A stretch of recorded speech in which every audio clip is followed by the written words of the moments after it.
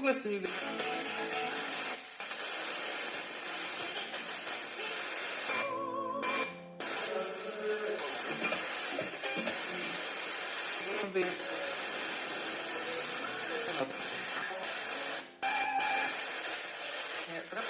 Moglibyśmy dzisiaj... I Biffy-aften skal vi som sagt fejre et par fødselsdage. Nu fik vi sagt tillykke med den runde 80-års fødselsdag til Sylvester Stallone for lidt siden. Annika Aakjær fylder 44 år i dag. Sangerinde, sangskriver og ikke mindst komiker. Annika der, hun er altså virkelig talent for både at skrive skønne popsange med noget på hjertet, og så har hun tid.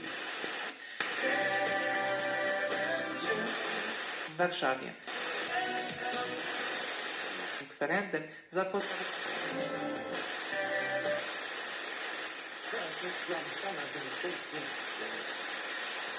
Kilka.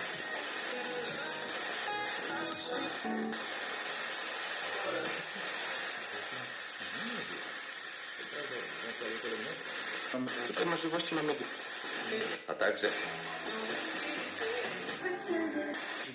konferencję episkopatu.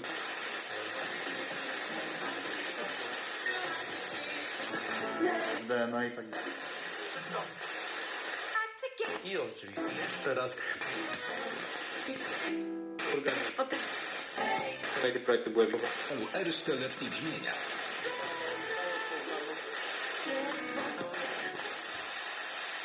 Słoń.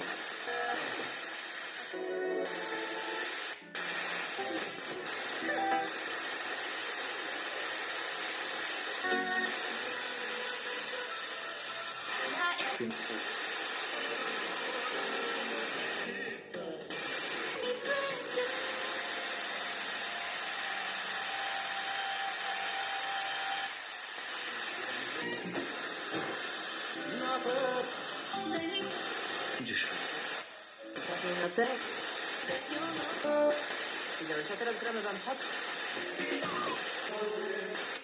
Nauczanie.